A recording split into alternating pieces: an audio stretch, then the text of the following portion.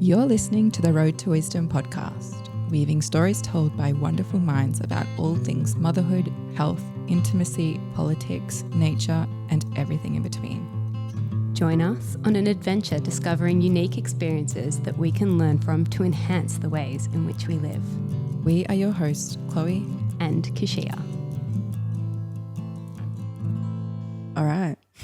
Hey, It's Chloe. so cool when we get to chat to friends in here because it's just like validating our thoughts over coffee with friends. Which is the best. We should just take the best. podcast to surfing on a Thursday. We'll get some good content Yes. amongst a lot of kids. You need to come to Surfing Thursdays. Surfing Thursdays. We're going to start surfing too if we can find someone to wrangle our babies. I would love that, but also Except- I get really competitive. Also, Keshia's like a big wave shredder, so maybe you could stay home. We're going to go boogie boarding pretty much on a surfboard. Yeah. And we're going to call it surfing. Yeah. But yeah, it's really cool that we get to chat today. We're going to talk about the birth of Mimi, which is your fourth baby, My baby girl. your baby girl, and how that all went down and unfolded, and a little bit about your family and, yeah, just your experience and the journey of pregnancy and birth, because you did things a little bit different this time. I did, very different from my firstborn. So my firstborn is Lonnie. He turned 8 yesterday. Happy birthday, Lonnie.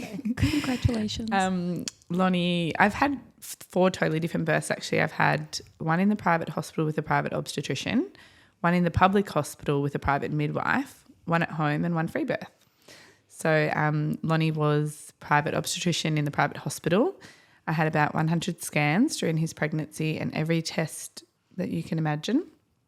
And I went for my 39-week appointment and my obstetrician suggested that I get induced the next day because he was measuring really big. My husband is 6'6" and actually was born 5 weeks pregnant at 9 pounds. So it was believable, but I felt really comfortable. I was really happy and I questioned whether induction was the right route. I definitely hadn't done enough research and I trusted my obstetrician, but it didn't really sit right with me at the time, and she assured me that it is no different to having a natural birth. And I was ready to go and I was 1 centimetre dilated and I would have a beautiful birth the next day. And I said, I really don't want to. I don't need to. I'm really comfortable. And she reminded me that she'd done 9 years of study and I'd done 9 months of research. So I went and got an induction the next day. I got in there and she broke my waters and put the Pitocin on straight away and left and came back about 7 hours later. And Just really quickly, is that the Pitocin drip? Or correct, the drip. Yeah, and I contracted every minute probably for those 7 hours. So 1 minute on, 1 minute off. I was exhausted and I think I was 2 centimetres when she got back. So I got an epidural and then she said, I'll come back at 7 o'clock and we'll deliver this baby. And true to her word, she came in at 7 o'clock. And I was 9 centimetres or 10 centimetres, I'm not sure, but she got me to push and I think I pushed for about an hour and then, she put the vacuum in, which is the vacuum on the top of the baby's head. And with your consent? No, I was never asked. I was never given any of the risk factors. I don't even remember having a conversation. I just remember feeling a pain. The epidural had sort of worn off by this stage and I definitely remember having feeling. And then she performed a episiotomy and used forceps, both also without my consent or without any knowledge actually of what this was doing.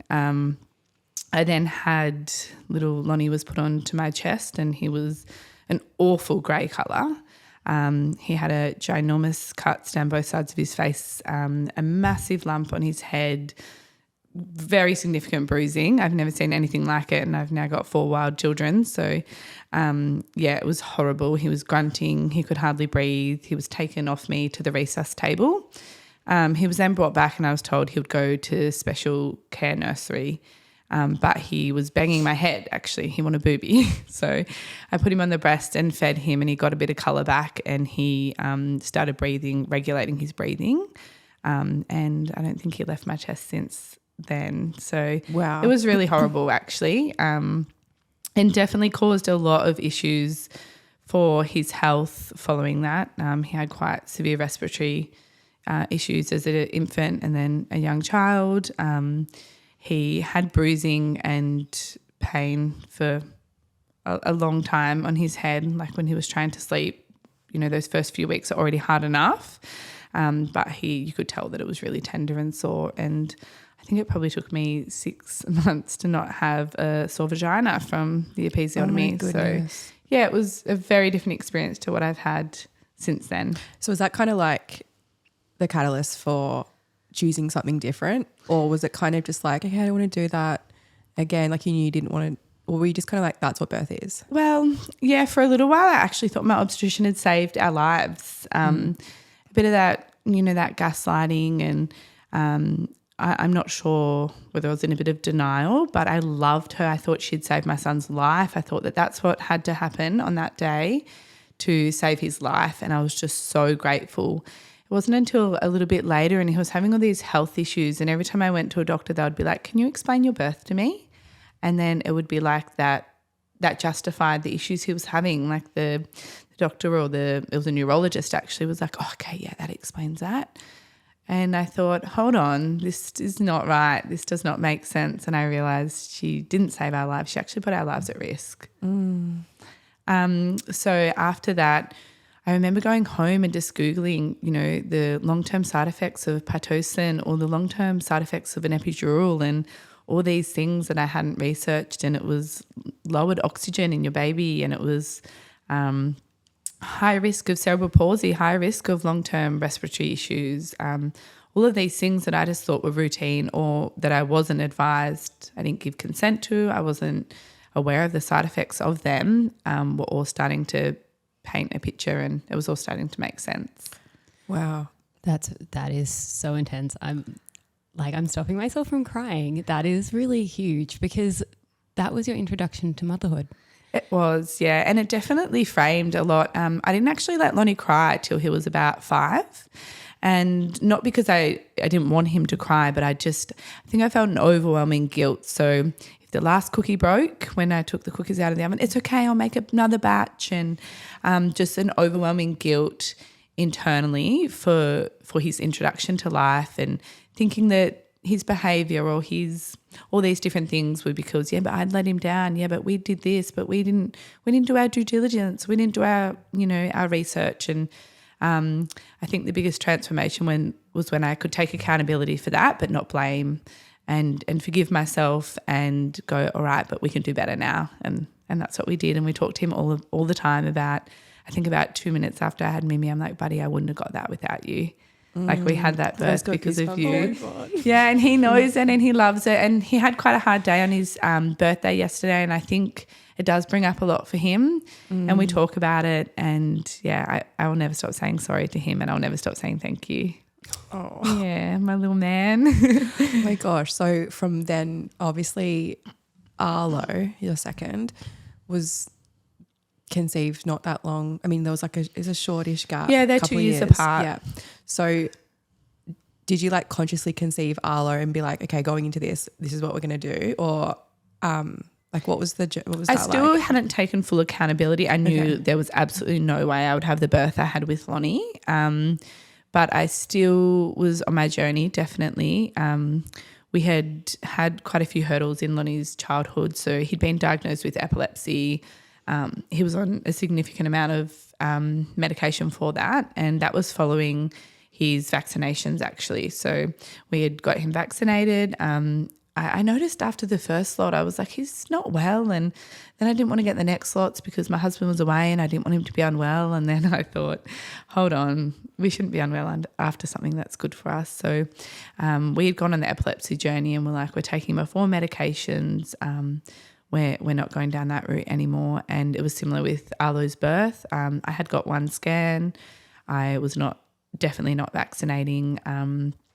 I think I'd got the NIP test maybe, but we were on our way. We were definitely still learning, and I was definitely still on the journey. But I had I had Arlo with a home birth midwife, but in the hospital. And it was probably a really pivotal point. My waters broke 72 hours before I had him, and she was so educating on that's totally fine. It's not like the movies, obviously, which I knew. But, yeah, it was really fun. It was about tuning in and did I feel like I was okay? Did I feel like Arlo was okay? And that was my first initiation into really tuning in to my baby, silencing the outside world and just communicating with him. I had a beautiful birth in hospital. I definitely still had challenges. So I got in there and they wanted to give me antibiotics. I had no signs of infection. We were both completely fine. And I refused that. And they told me it was their hospital policy and I had to have them. So having my private midwife with me, we asked them to print off the policy, which obviously at the bottom said if the mother consents, which I did not. So we had quite a few challenges like that in the hospital. And when you're so vulnerable, that is the last thing you need. I'm lucky that I had that with Lonnie because I just knew there was no way I was standing my ground. And they also wanted me to do a blood test. I'm in active labour at this point. And it was another policy of the hospital that when I asked them to print off at the bottom said if the mother consents, but the results weren't going to come back for 24 hours and I was in active labour and they were forcing me to get this silly blood test. That having my midwife there really empowered me. Jan is a home birth midwife. She, you know, when they would ask if the student midwife could come in, which is something obviously really little, but she's like, this has a really big influence on her energy in the room. And when they would ask me those questions, she would ask them politely to leave the room so that I had time to answer that. And she would say to me, okay, this is the pros, like this midwife will get some great experience and this is a con. She might bring energy into the room that you don't want. And now it's your decision. You make your decision and you do what's best for you and your baby, no one else in this room. And she really empowered me to make some to have those tough conversations. And I had a beautiful birth and I delivered Arlo myself onto my chest, which was really lovely. So it was a part of the healing process, but I soon learnt we had a long way to go. Wow. Was he like, did you just stay for a little bit and then? I was home within hours. That 4 hours thing. Yeah. Amazing. And like, was there any kind of intervention? Did you have any like drugs to help or? No, I had nothing. Yeah. Oh, that's just amazing. Natural birth, natural delivery. No. You must have felt completely elated and just like, wow, that was not the first experience I had and I can't believe it could have been so different. I couldn't believe how good I felt. I could just get up and go to the bathroom and I was like, I was still quite tender and I actually delivered him on my back, which I don't recommend. No, obviously everyone's different, but I had, still quite a bit of pelvic pain, just a few little things that I realised, little tweaks probably would have made that a bit more comfortable. You must have noticed it so much even just like in the postpartum, like those days after and just how that experience would have just been so different. Like you must have, were you kind of like going in expecting, I'm going to have like that 6 month thing where it's going to be, like it's going to be painful for 6 months and like a bit of dread. Just thinking I was planning to not be able to sit down after birth. I thought that was what happened and then I could sit down without pain and I was like, it was tender, but I was like, okay, this is different. Yeah. Oh my gosh. And I'm excited to keep listening. So then we conceived our little Goldie girl, our first daughter, and I was definite that I was having a home birth. I said to people, if I go missing in the wild, don't come and find me because I'm not having this baby anywhere else but home. And I had the most beautiful birth. I had a beautiful pregnancy. I still got a scan. I got the NIP test because I wanted to find out the gender ASAP. I had a really beautiful birth at home. It was about 45 minutes from start to finish. Is this with Jan as well? This is with the same midwife that helped me at hospital. So really quickly, for everyone listening, that was 45 minutes. I know. Holy shit. Yeah, wait till you hear me. Again? 6 hours was Arlo. Yeah. So 45 minutes, but I literally was pinching myself because I thought somebody's going to wake me up from this dream and I'm going to actually have to have a baby properly. Oh my gosh. Like, it was so good. I had no pain. I didn't find labour painful at all. I had my 2 boys there watching on and Lonnie actually cut her cord. We did delayed cord clamping, but I think it was probably a couple of hours after he cut the cord. It was amazing. It was just on the floor in the bedroom because I was telling everyone I wasn't in labour because it felt like I wasn't in labour, and I didn't have the pool filled up or anything. So it was just on the floor next to the bed, and my husband caught her. He nearly dropped her. I've got some footage actually. But come on. Really? He nearly dropped her? He actually did. His skills in Yeah, life. the one thing he's good at. Not the one thing. Oh my gosh. He did. I was on my knees with my arms around his neck, and I was putting all my weight on him, and then out slipped Goldie, and he just sort of fumbled over a little bit. Oh my gosh. Yeah, and that was our Goldie. Goldie was, we don't do due dates, but Goldie was 10 days early at about 10 pounds. So reflecting on Lonnie, who I was told would be too big for me to deliver, he was 7 pounds. He was tiny when he came out, and then I delivered this. I didn't even have a graze. I didn't have a sore vagina at all. In fact, we had intercourse about a week and a bit after I had her. Oh my gosh. Not because there was any pressure from my husband at all. It was probably me. Let's go again. I had this big rush of hormones, and I just remember being like, we're on. Because there's no birth trauma. You're just like, it's so normal. And then I was like, do we normalise the 6 weeks? Is it to give them, maybe it's to give the mums a break, but maybe it's to normalise being so sore. Yeah. Maybe like that's another way of normalising these traumatic births. But I had nothing. It was amazing. So amazing. And then we had Mimi. So I went on a really big journey at the end of 2019. And this is where I healed a lot of the birth trauma from Lonnie. I had a lot to do with Lael, who you had on your podcast, who I adore. But basically I needed to take accountability for Lonnie, for his birth, for the choices we made, for the wrong choices that we made. I needed to forgive myself, but it led to a lot of forgiveness of things in my childhood, things in my school years. Like when we talk about doing the work, it wasn't physically preparing. It was all this mental preparation. I did do physical healing. I did a big gut healing protocol. I found out I had a really underactive thyroid. A lot of it was nervous system related. I was just running myself into the ground. I wasn't taking care of myself. I was the typical give your kids absolutely everything you can and run yourself to the ground, and that's the best for them. And it definitely isn't. I had no boundaries. I didn't realize you could have a loving boundary. You can have a really safe boundary where your kid can still come and tell you everything, but, have some boundaries for them. Even just not letting Lonnie cry for 5 years, that would have been so much for your nervous system. And just like the collective, because how you have that, your whole home, like your family is like one big nervous system. Yeah. Like I imagine how you all must have felt just constantly trying to. It was like walking on eggshells, but it wasn't his fault. No. And then, so what happens when you suppress sadness is you get anger. So he was really angry, little kid, and I just couldn't work out why. And then I worked out it was because I didn't let him be sad. So it's probably taken him 2 years for his default reaction or his default emotion for sadness to be sad, not to be angry. So his default was anger. It was to throw something or hit something because that was the only way he could release what he was feeling, because I would keep moving the goalpost. So the journey was definitely forgiveness for myself. It was accountability. It was setting some boundaries for our family. It was self-care, resetting the nervous system. And I said to Levi, I actually really wanted to have a conscious conception. And he said to me, you can sit in there and do your pre-pregnancy meditation. I'm not doing it with you because I'm just going to be thinking about having sex with you the whole time. So call me when you're done and then I'll come in. I was like, okay. So we didn't get the conscious conception I was after, but that's okay. We did a lot of work. We probably did, 12 months preparing to have Mimi. And I had like health-wise, like physical. Yeah, physical, mental, emotional. Yeah, okay. And I'd said the only way I was having another baby was if I could do everything the way I wanted, if I could just silence everything, every book, every podcast, not this one. Can I ask really quickly though?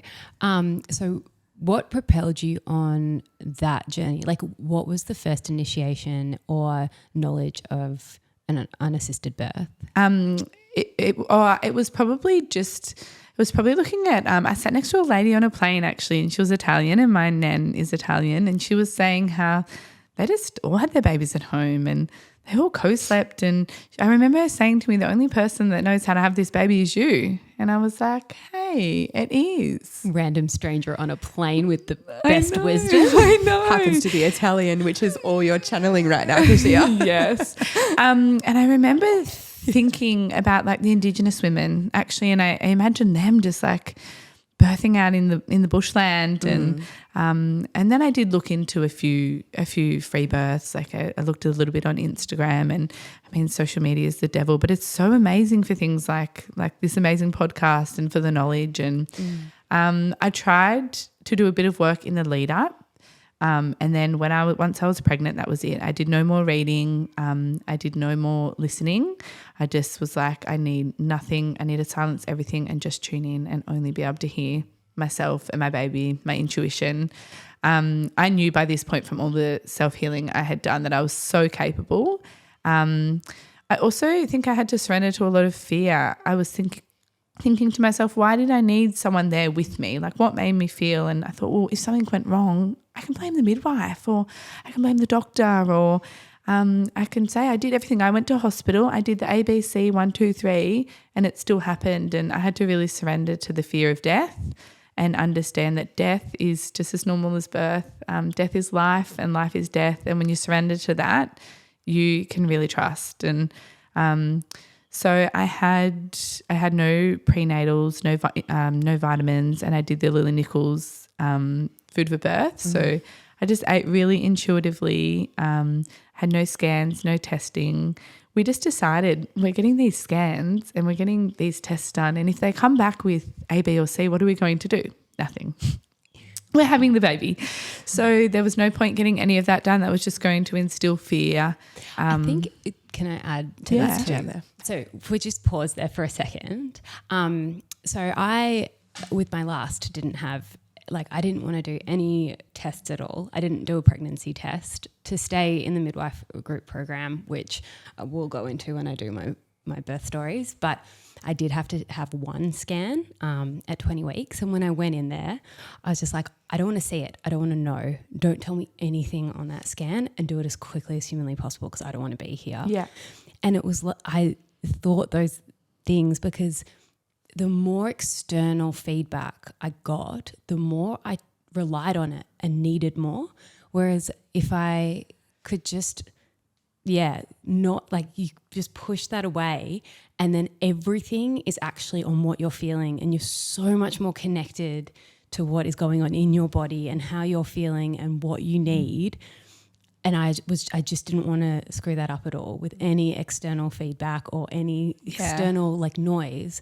And so I just thought I'd throw that in there for listeners, because it is something, it's a scary thing to do initially, because you're like, okay, but I don't know. But I think one of the beauties of birth and pregnancy, and something that I didn't learn until my fourth, and hopefully I can save a whole lot of people out there from having to have 4 kids to learn this. But one of those things was how powerful that is, and how beautiful and strong that connection can be, and how empowering it is to know that you are in complete control of that. Yeah, so absolutely. I thought I'd just add that in there. Yeah, and I think intuition is amazing, and maybe your intuition might say, I think you should go get a scan.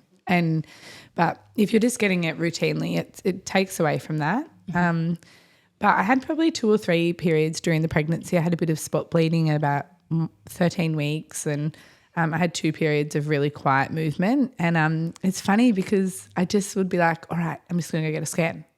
That's what would come to me. And then when I moved that out of the way, I was like, no, do you know what I'm going to do? I'm going to slow down. I'm going to go and connect. And I would lie in bed for maybe an hour or half an hour, whatever I could get, 10 minutes, and I would communicate with my baby. And every time I got a sign back that they were okay. And I moved that fear, and I moved that need for a scan. There was never any need. It was a quick fix. And the reality is you can go in with a scan and say it's perfectly fine, and 2 minutes later it can not be perfectly fine. So it is really just a short period of time for comfort.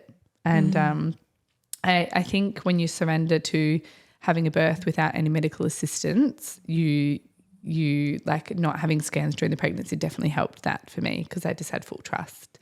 There were some big things that happened for you during Mimi's pregnancy though, which I feel like would have completely taken your, you know, like focus and concentration on what was happening with her and what was happening with you because...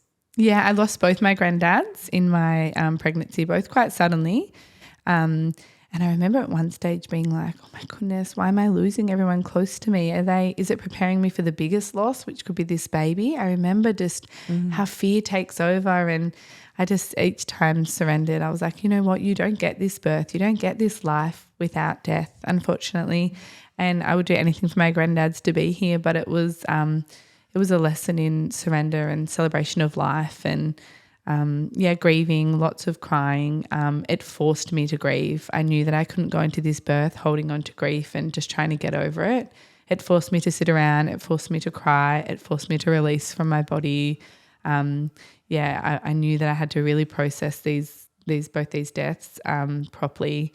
Lots of things come up in pregnancy and you're so vulnerable. Like, oh my goodness, I cried for so many days after both of their deaths. My whole body. We also lost our puppy dog, which we'd had since we met. So, it was testing me. Everything was testing me. But I also went about 10 days over. So all my bubbas came early. As I said, I don't follow a due date, but we all get to 40 weeks and like, where's this baby? And it was like 41 weeks. And I thought, oh my goodness, have I gaslit myself? Am I not even pregnant? Maybe I'm not even pregnant. You're clearly pregnant. I know. But I remember thinking, maybe I've convinced myself so I've got all the symptoms of pregnancy because, and then I remember thinking, okay, how many weeks am I going to go to until I do something, until I, you know, and I was like, I would make up numbers in my name to try, like in my mind, to try and convince myself. I knew I was doing nothing. And then it got to 41.5 and I remember going to bed that night and having a cry and going to sleep and waking up, having a dream that my waters broke and waking up and my waters hadn't broken. And I was like, you're kidding me. So I went to the toilet and got up and I heard this pop and I looked down and my waters broke and I was so excited. I ran into my husband and was like, can you go put water in the pool? And he's like, are you in labour? I'm like, no, but we are not doing this again. I know that like this could happen quick, but I had one that my waters broke 72 hours later. I still wasn't in labour. And then I had one that my waters broke and 45 minutes later I had a baby. So he went and put the pool on and I was downstairs and I'd hate cleaning. I'm not a good cleaner, but each time I go into labour, I start cleaning. And I was having no contractions, but I started cleaning and tidying and he's laughing at me. He's like, maybe we could get you in labour more often. I was cleaning and then I had another little bit of waters break and I just felt the descent. I felt really heavy and I had a contraction. I messaged my girlfriend who was coming to help with the kids at the time and to be there as a support. I called her and I said, we're on. And she said she'll never forget. It was like having an 8-year-old at a party. But I was so excited and I texted her and this is 3:20 and I said, I haven't had contractions, just like a really light, you know, I'm tightening. So take your time, have brekkie, see you when you get here. And she came driving down the driveway maybe 25 minutes later and I was in the pool breathing out the head and I could see her headlights coming out and she walked in the door and she said to herself, oh, I hope she hasn't gotten in the pool too early because it slows down labour. And then she walked over and said, how are you? And I said, photos, heads out. And she couldn't believe it. So, oh gosh. I only had a couple of contractions. What was the time from when you called Nick So to? 3:17 I called her and 4 o'clock Mimi was fully born. So I wasn't even in labour when I called there Nick. at like About 20 minutes I think it was. Yeah. At 20 to 4 and the head was out. So I don't find labour painful. People like think after that is the last, so like Goldie and Mimi, they were non-painful births. They were non-painful births. I didn't make a but noise. the boys were. The boys were, yes. Sorry, the boys were really, really painful. I felt completely safe. I was so excited. I probably had 2 contractions and I said to Levi, can you go wake the kids up? And it's 3:30 in the morning and he's sort of looking at me like, for real, these kids? Like I'm going to be looking after them. But he said he just really trusted me and he didn't question it and he went up and he got the 3 kids and they came down the stairs. I was so excited. And this was also the first baby. We didn't know the gender. So at this stage we had 2 boys and a girl. And then by the time he'd got down the stairs, I was in the pool.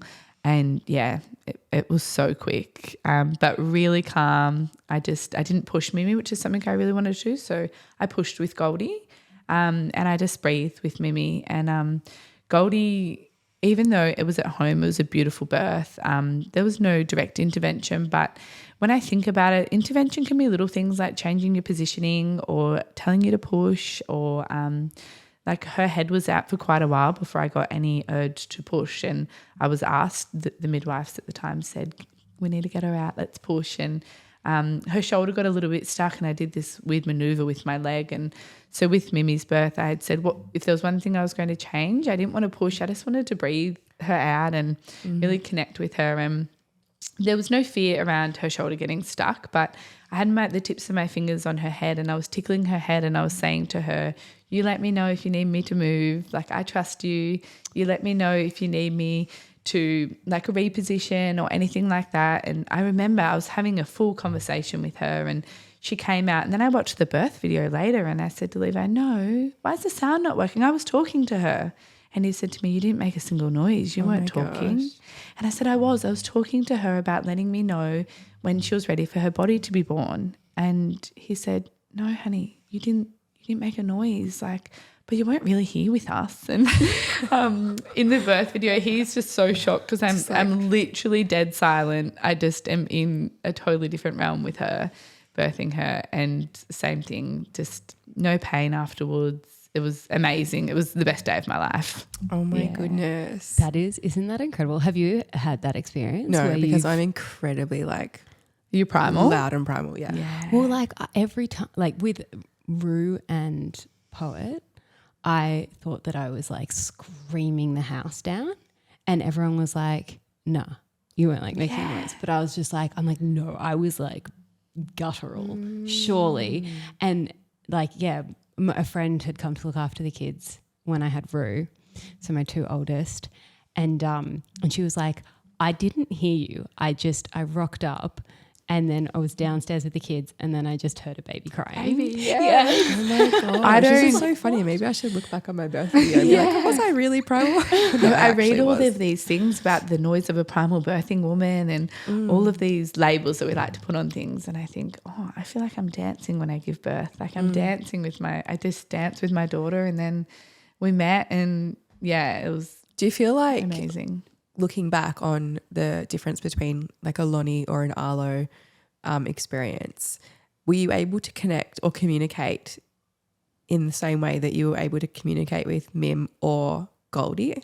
Absolutely not at all. Not at all. It was just, I can't even describe how different the bonding and the communication. I was so excited. I was excited for the new pram and the new cot and all the things that I did not even get with the girls. But when I really think about that intuition and that connection, it definitely wasn't there in their pregnancies. Yeah. It's so interesting because I feel like obviously it's the fear that keeps people in that system, not in it, but so reliant on it and so trusting in it. It's because... But also like it keeps them in that headspace of you're saving me. Yeah. Like you're saving me. I think also the accountability, you can put it on them if something goes wrong. It's like wearing a life jacket in the ocean. Like you've got someone else to rely on to do. I just used to rock up to those scans and that would tick the box, and that's how I would know my baby was okay. It wasn't anything to do with tuning in and talking to my baby. Yeah, and I mean, if we pause there for a second, also you can go for a scan and they get the wrong measurements, 100%. or they don't pick up something that's wrong, or they pick up something that's wrong that isn't wrong. Like they're not as accurate not 100%. as we'd like to think, and they don't diagnose as well as what they do say. And I'm not saying they're completely irrelevant.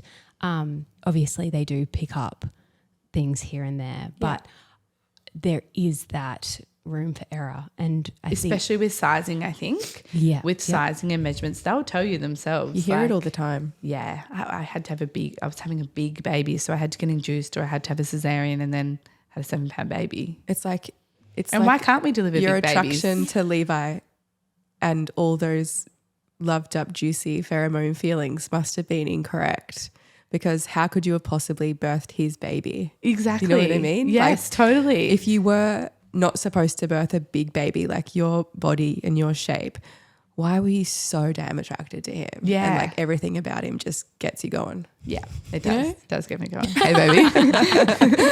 Baby number 5. 100%. I'll be back here. But I think, I really do think, why do we say what's wrong with a big baby? A big baby, a 10-pound baby could be really long and skinny. And But we can deliver big babies anyway. Yeah. Look, Rue was 4.2 kilos. Like I've had really big babies. And you look at my kids now and they haven't grown much since. They're still 4 kilos. But I wonder that too, because I know family and friends who have been told, who have wide hips, and if anyone knows me, you can't really see in this video, I have narrow hips. Yeah. Like I am the body of like really wide shoulders, very tiny hips. And I've had friends and family who definitely have more of an hourglass figure than me being told that they cannot birth a big baby. They don't have the room in their pelvis. And I'm like, well, our bodies are designed for, like, this is the way they're designed. And I'm a big believer that if you can fall pregnant naturally, especially, everything is working exactly how it needs to, and will work exactly how it needs to.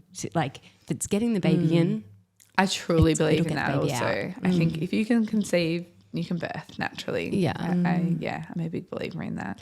What do you think about the situation where people end up needing intervention, or they need saving, so to speak? Do you think because people allow, like, they dip their toes so far into the system that they obviously just lose connection, and they lose. Yeah, it's hard to get out of it once you're in it. Yeah, I definitely think they lose that belief in their bodies, and they forget. You forget. Your body creates this whole baby on its own. Your body conceives it with a bit of help. Might only be a couple of minutes, but and then you can nurture this baby and feed it absolutely nothing for 12 months of its life, all on your own. But we seem to dip our feet in the medical system and then lose belief in the birth. Yeah. And so leading up, because you obviously had like a full wild pregnancy, and you intended to birth the baby alone.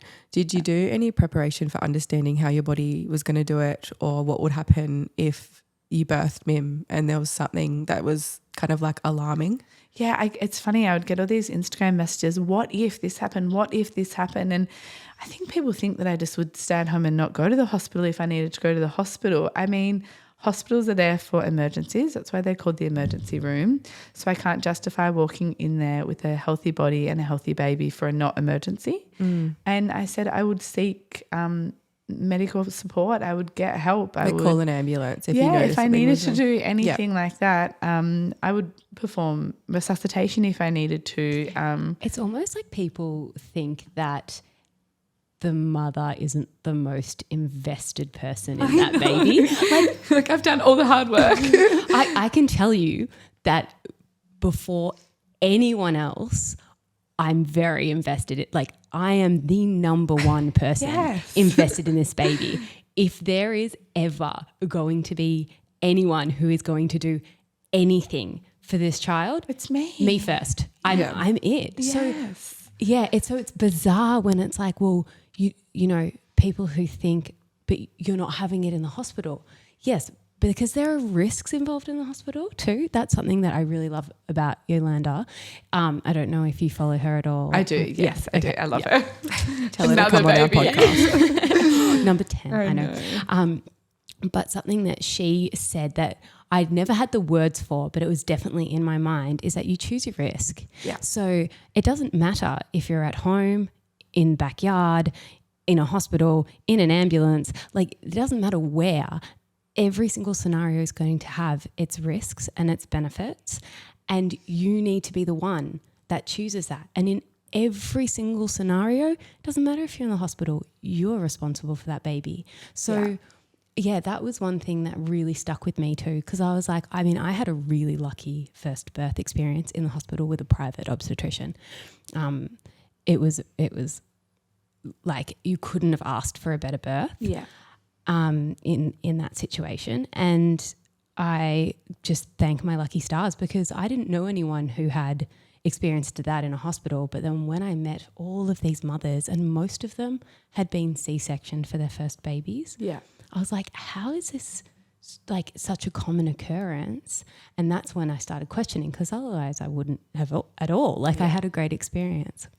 But yeah, it's also like, I feel like we like to put labels on things. Like a free birth is just a birth without a midwife or an obstetrician. There's no reason you couldn't have that in hospital, right? If they weren't monitoring you and just all over you for every minute. But we need a birth where we feel safest. And a friend messaged me and was like, I really want to have a home birth, but I'm petrified. I'm so scared. I was like, well, you need to work through all of that. You can't be having a home birth or a free birth because you saw someone on Instagram have this amazing birth and now you think you're going to get that birth, but you're absolutely terrified. Like you need to work through all of that and then birth where you feel safest. And everywhere is going to have a risk. A hospital's going to have a risk. You are not guaranteed a healthy baby at a hospital. You're not guaranteed a healthy baby anywhere. I think time and time again, it's proven that you're not guaranteed a healthy baby in the hospital. Well, home birth it's the safest. It's according to the statistics, it's the safest place to birth a baby. Which for me, it was definitely the safest place. I mean, I didn't nearly lose Lonnie, but I definitely could have, and I didn't even have any issues at home. Well, time and time again, it really comes back to, well, it seems from all the stories that are kind of shared with us and that we talk about, you know, even just in our circle of friends and our community, is that the women who dip their toes and step into the options, like, okay, what are my options here? Okay, I'll get induced if I go over.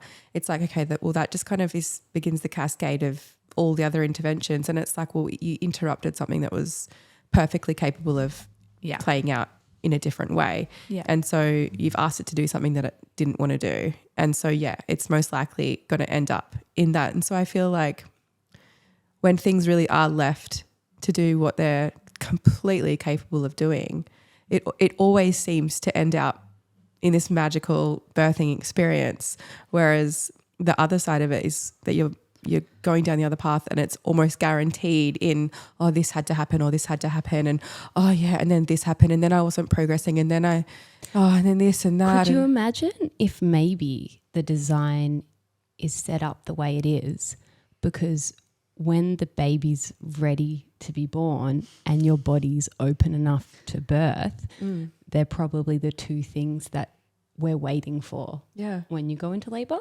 Yeah, a lot of the digestive system doesn't develop until after 40 weeks also. So if your baby's got an immature digestive system, a lot of that doesn't develop until between 40 and 43 weeks. So our babies know when to come. And our bodies too. And our bodies, absolutely. And I think when you're in the system, so say you get to 38 weeks and your obstetrician or your doctor or your midwife or whatever avenue you've chosen wants to induce you, it's hard to leave when you've depended on them to tell your baby, that your baby is okay and healthy and safe and you're able to birth. It's hard to leave when you get to that point. And often in private obstetrics, you've dropped, I don't know, $5,000, $10,000. I'm not sure, but to leave, like you're so far in. You're invested in their care. Yeah. And a lot of the things also, you're definitely not, my personal experience, you're not given risk factors or side effects. And I look at just the labour time when you're having an induction, like the pressure on your uterus when you're induced, and it's like every 1 minute compared to a natural labour where I birthed her and my contractions were still, I don't know, 3-5 minutes apart. And then it leads into a cascade of bonding issues, breastfeeding issues. I was so lucky to have a beautiful breastfeeding journey with Lonnie considering and a beautiful bond, and I've had no issues. Oh my God, I have so much milk actually. Oh my God, Levi and I were making, you'll love this. Levi and I were making love yesterday and he said to me, I really don't want to cover these boobies, but milk is going everywhere. Yes. Is there anyone in our local community needing milk? Hit up Hayley. If you like, we've actually got into the habit of just expressing into our coffee cups. Oh my gosh. But I was lucky. A lot of women have breastfeeding issues, and all the biological norms that come after birth are affected because of the way we choose to birth. Breastfeeding, bonding, sleeping. I think there's all a lot going around at the moment on postnatal depression as well, which is, like, you know, people think that this is just something that happens with motherhood, but it's a symptom. It's a symptom of the trauma you've just experienced. Absolutely. And maybe being separated from your baby for the first however long or whatever it is. Yeah, I'm a big believer in no one else's hands should be on that baby except for parents and maybe siblings. But the siblings bit was hard at home. My kids wanted to hold Mimi when she was like 30 seconds old. Fighting over her, pulling her limbs. Yeah, Levi was so amazing I wanted to, but we did a placenta burning ceremony and I just wanted to do it when it felt right. I didn't want to put a number on it or put an hour on it. Just like the 41st days, you know, we have to stay at home for 40 days. Do we need to put numbers on these things, or can we actually just tune in and decide when we feel ready? And the kids were like, we just want to cut the cord. We just want to burn the cord. Come on. I want to hold. And because no one held her, Levi did just while I moved upstairs, but no one held her while she was attached to the placenta initially. And I was like, all right, we'll just do it. And Levi just said to me, no, I need you to stop. I need you to take a couple of breaths and I need you to think about whether you're ready and whether you want to do this. And I said, I don't, but I just want the kids to be quiet. And he said, no, guys, like Mummy and Mimi, they're still attached and we need to respect and we just need to slow down. There's no rush to do any of this. And it was so beautiful because we then ended up having this a magical ceremony. We were all sitting around and we burnt her cord. And it really felt like she fully came to us after that. And it was slow. We all had a candle and it was so beautiful. And I'm just like, I'm glad I had him to ground me in that moment. There's so much oxytocin and everyone's so excited. And I mean, he took advantage of me because he made me call her Mimi in that time. And I wanted to call her Clover. And he just got all the kids on board to call her Mimi. Oh, no. And I was just like, oh, yeah. And then a few days later, I was like, hold on a second. It's never too late. I changed 2 weeks later. You told me. 2 weeks later, I was just like, nah, don't like What it. was its first name? It was Maple. Maple. Oh, And by like the first couple of days, I was like, every time I had to say it, I was like, oh no. I'm like, I don't think I can call her that. She's not that. It's just not her name. I look at Mimi now and I'm like, she's definitely Mimi, but yeah. But you're also Clover. Yeah, but I seriously do. I'm like, you could be Clover there. Are you Clover? Hey, Clover. And then she'll smile and I'll be like, it was a sign. Have you like registered her? Like, does she exist? Well, look, it's not too late to change then. My poor mum is a nurse at the emergency department and I love her dearly, but we are not aligned. And just in terms of our birthing choices. And I remember her saying to me, are you kidding? Oh, she said to me, did the midwife make it in time? And I said, I was never getting a midwife, Mum. So no, it didn't. And I chose not to tell people. I think that's really important. I deliberately didn't tell majority of the people my birthing choices. Even when I was just home birthing Goldie, people were like, did you accidentally have her at home? And I was like, no. Because you don't need that noise. I don't need. A lady came up to me at the soccer oval and said, a mum at school told me that you were having a home birth and I just need you to know my friend was having a home birth and she had a really big bleed. I'm like 40 weeks pregnant and 5 days at this point. And I said, I'm really sorry that happened to your friend. And she said, I have to tell you this. I would never forgive myself if something went wrong and I hadn't told you this. And I was like, the only reason you're telling me this is your own stuff. And I think this is a you problem. This isn't a me problem.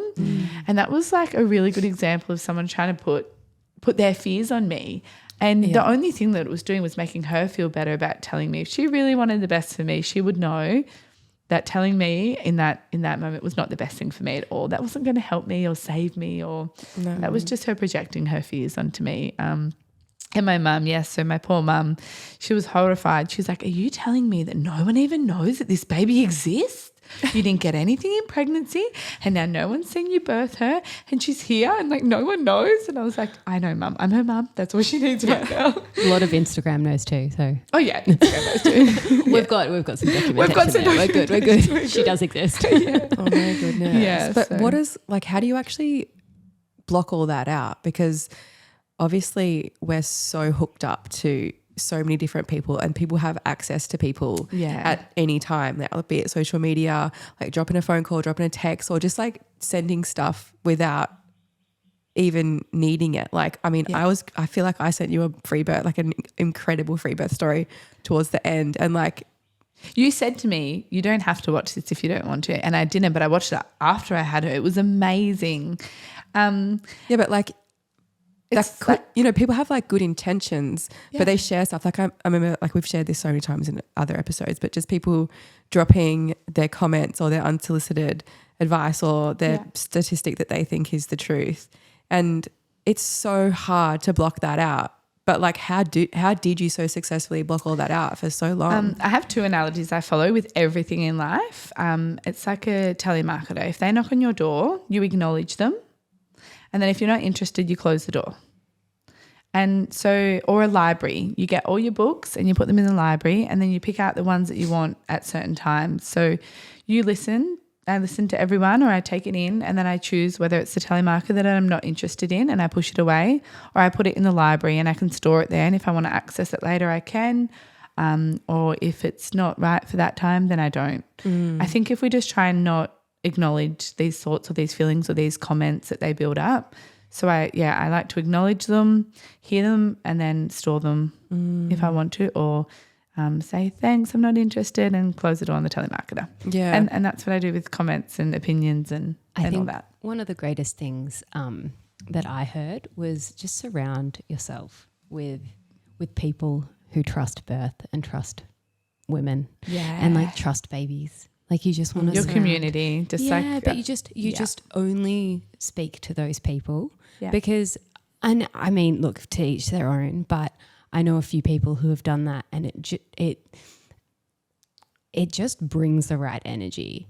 And it also, if they trust you and they trust birth and they trust your body and your baby, then you can trust you. And so you will know if something's not feeling right. Yeah. You'll do, like, I feel like people think they're not going to do the right thing, but we do as mothers. I don't know.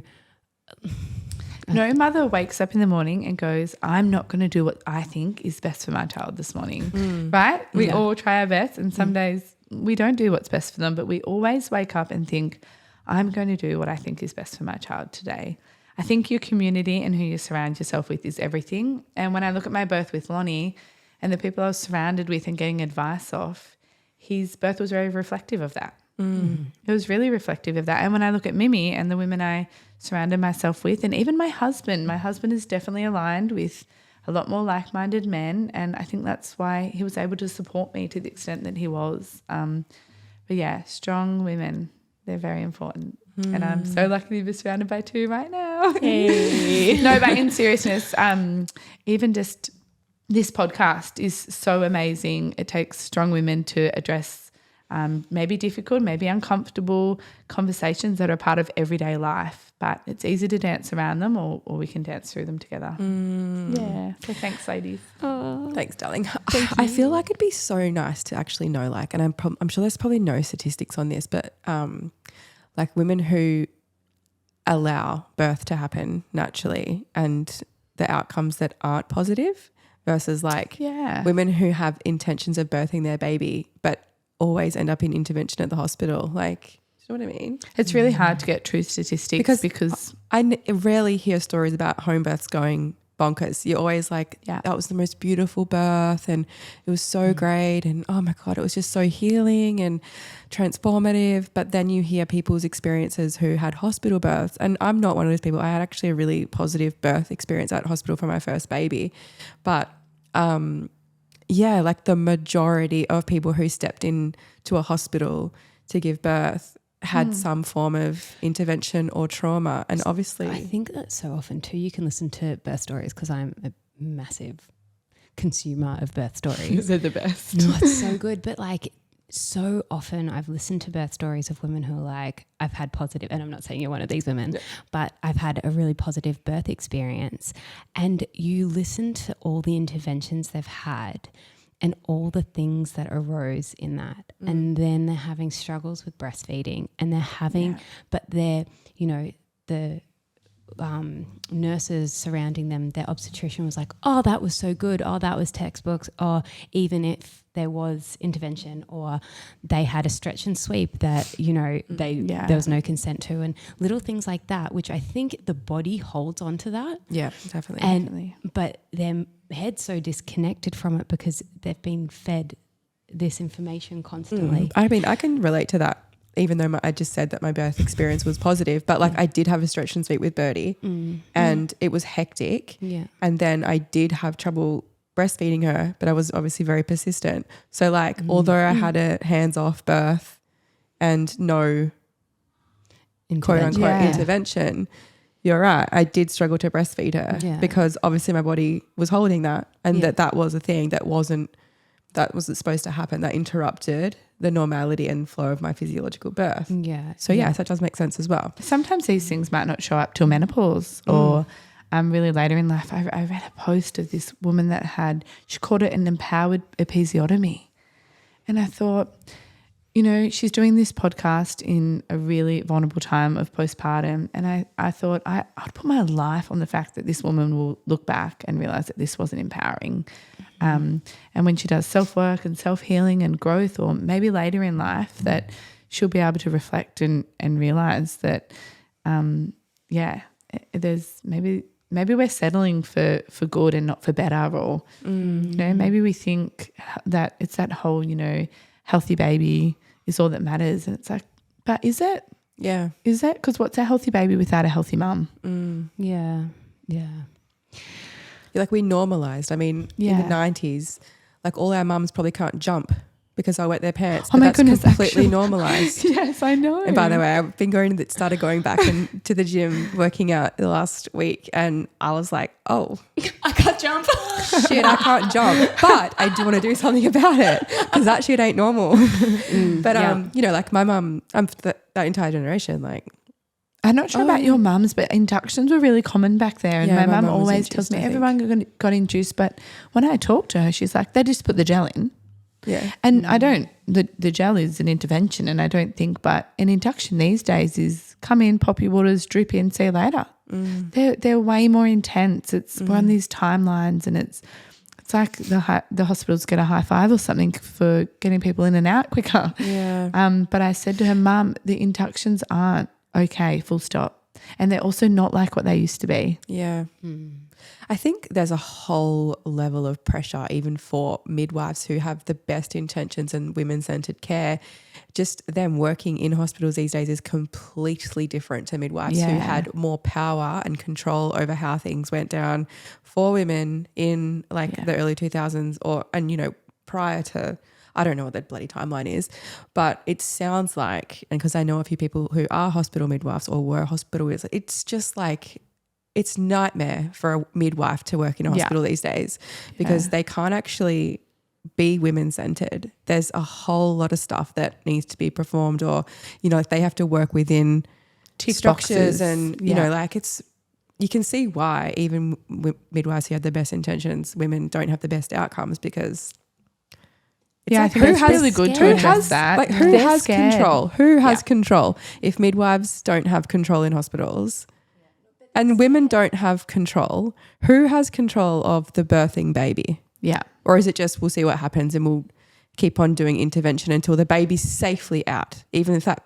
is by means of a C-section? Like what's going on? Even the terminology we use, like midwives deliver babies. No, mothers deliver babies, and midwives are there to support mothers. But I really do. I think it's important to acknowledge the amazing work that a lot of midwives do, and maybe the outcomes of birth would be different if they were supported better, if there was less fear, less pressure, less timelines, less boxes to tick, and we just let the natural, just birth progress naturally, because they're overworked and the stress in a hospital is you can huge. just get sued. People are suing midwives left, right and centre. Yeah, and they're not supported. It's that whole accountability element as well. It's like, well, you can step into a hospital, something bad happens to your baby. Of course it's the midwife's fault. It has to be someone's fault. It has to be someone's fault. We can't accept that some babies aren't meant to stay. They're meant to be in the stars. So it's women really needing to take accountability for their pregnancy and their conception and every every facet of bringing the child into Earthside. Yeah. Accountability. Well, on that, thank you, Hayley, so much for coming in. On that, we're on a time accountability. Yeah. Get up. Time accountability. No, it was really awesome. They're like, what a journey from your first to your last, and I'm so excited for the fifth. To my fourth. Sixth. Yeah, sorry. Yeah. But we'll be hearing about a fifth, I'm sure. Yeah, do it with me, Chloe. Hey, we're all on 4. Come on. Oh, I've been cut off. Oh, have you? No, this is the problem in our house that Levi wants more babies as much as I do. There's not one of us that's responsible. Oh, please continue. Brenton's a bit the Continue. same. Yeah, Brenton is a bit the same, but I said if Keshia does, I will. So Maybe I'll just get Toggo to hang out with Levi and Brenton. Totally. And just start. Yeah. 15 kids. Oh my gosh, can you imagine? That is wild. Well, the my birth God. rates are low. I just want to put it out there. Birth rates globally are incredibly low. So if you can have 5 kids, have 5 kids. Get them back up there, people. All right. Thanks so much for having me. Peace out. Bye. Thanks for tuning in to the Road to Wisdom podcast.